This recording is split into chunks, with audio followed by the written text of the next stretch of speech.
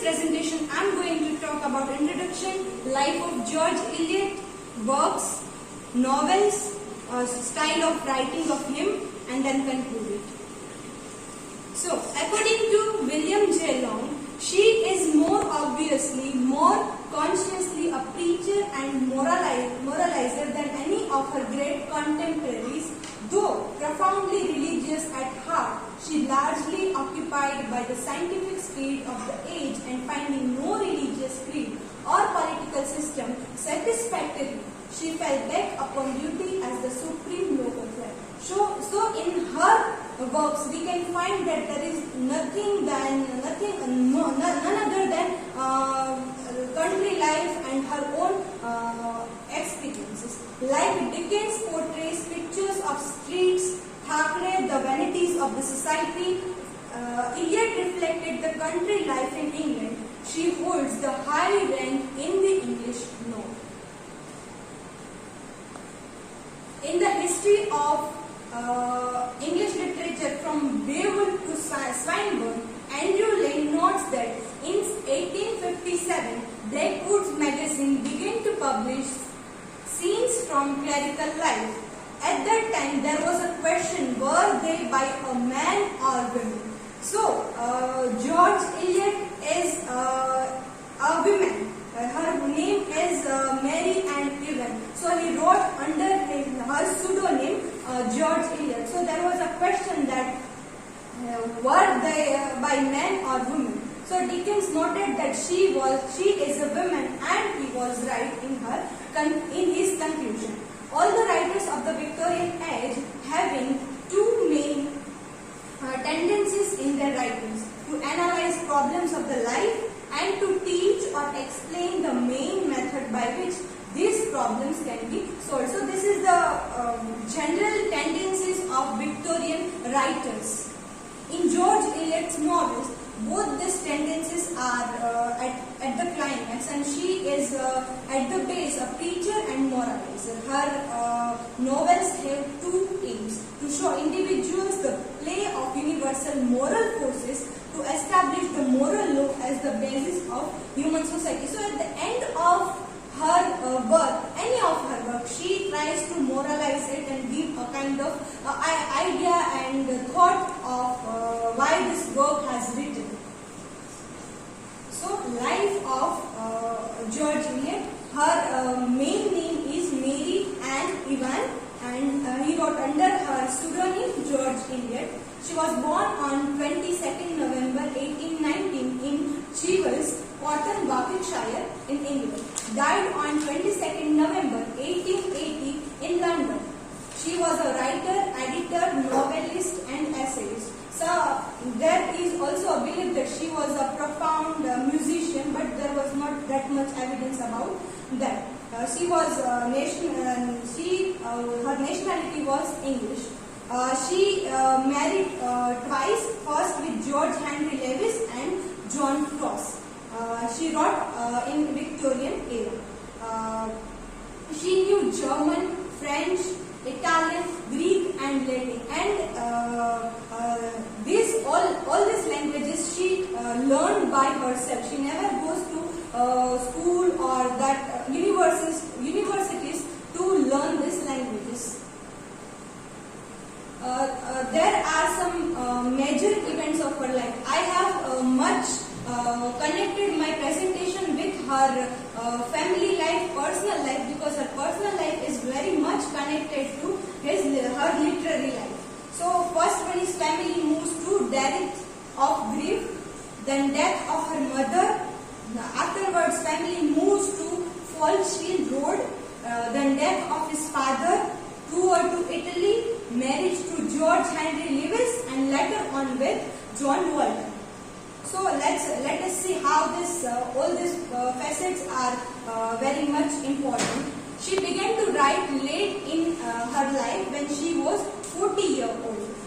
She is belonging from farmer class. Her father was a farmer.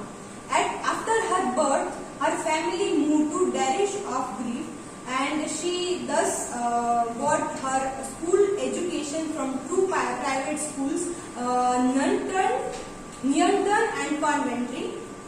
Her territory of Midland, because Derish of Grief is under the territory of Midland, so it is reflected much in her novels. Like there are some characters in her novels which are connected to that her own family members. She as a Maggie and her brother as a Tom Tulliver in the Mills of the Floss, her aunt as a Dinah Morris and her mother as Mrs. Poisey in Adam Bede, and his father as Caleb Gale in Middlemarch.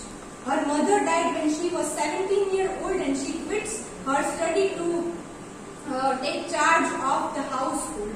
Thereafter, her education was wholly gained by the reading herself. Her family next moved to Folshill Road near Coventry, where she was 21 years old. Here she met Charles Gray's family, whose house was gathering place for free thinkers. But after that she becomes extremely religious, and this kind of struggle, it is said that she was in gloom because of this struggle. But her biographer Cross says that she was not a sad or a gloomy woman. In 1849, her father died, and Bray's family took her to the tour. On her return, she wrote articles for Westminster Review. She later on became assistant editor of this magazine. So she started her literary career by this articles for Westminster Review. She became acquainted with Spencer and me, and through me she came in contact with George Henry Lewis, with whom she afterwards married. Her first story was Amos Barton, which was written in 1857. It was later on published in the Scenes of Clerical Life in 1859. Till the publication of The Miller of the Floss, her writings were limited only to the country life, but afterwards he tried to write historical novels. And for that, in 1816, she started to write Romola, in which she described her tour to the Italy, and but she was not that much connected with historical novels. So to gather materials for her novel Romola, she visited Spain. She came back again into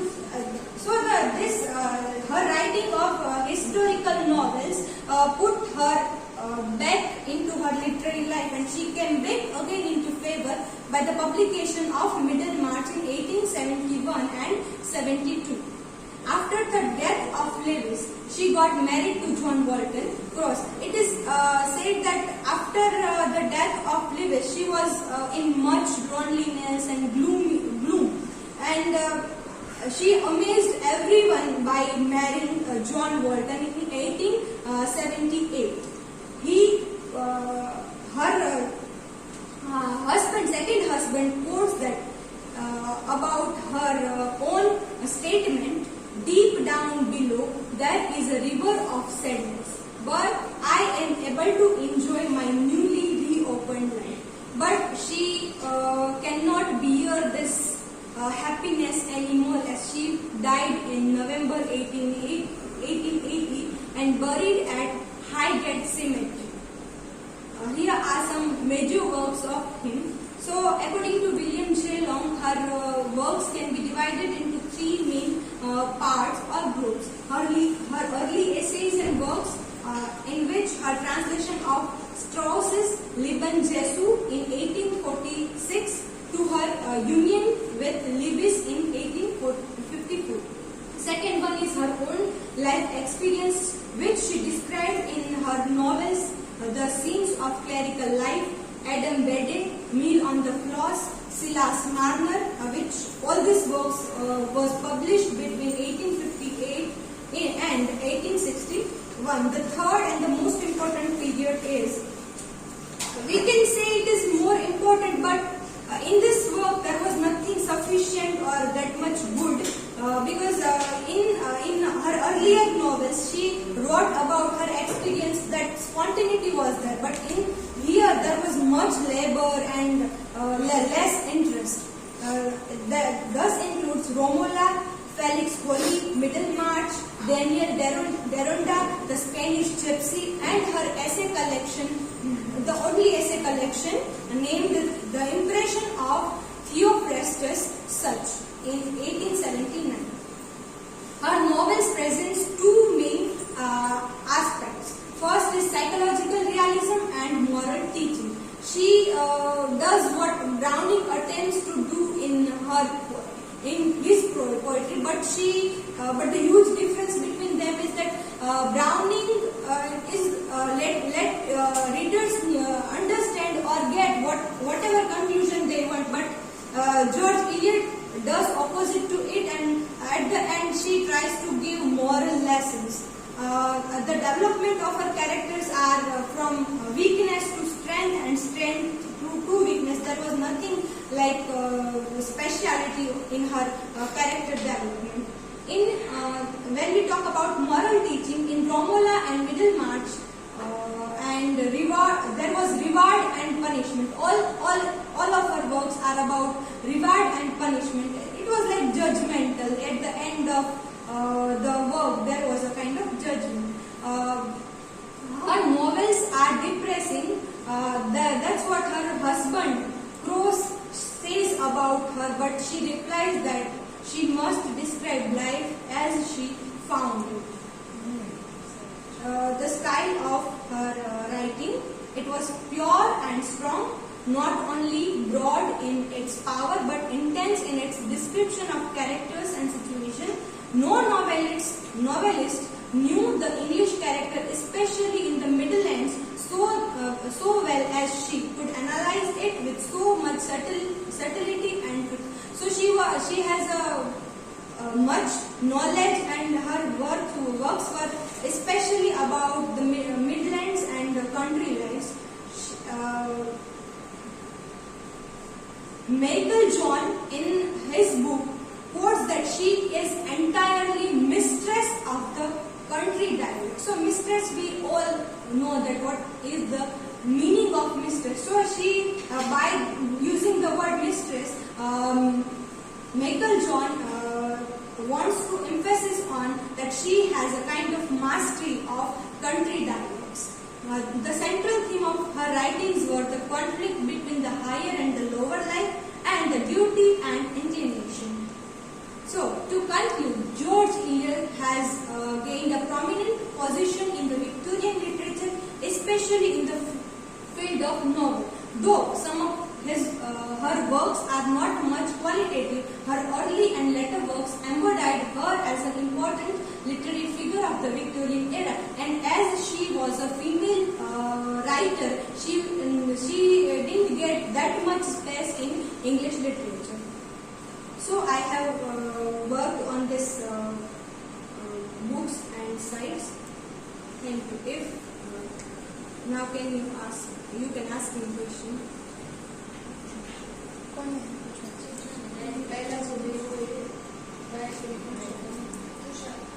Yes. How our life connected to her literature? How our life connected to her life connected to her works.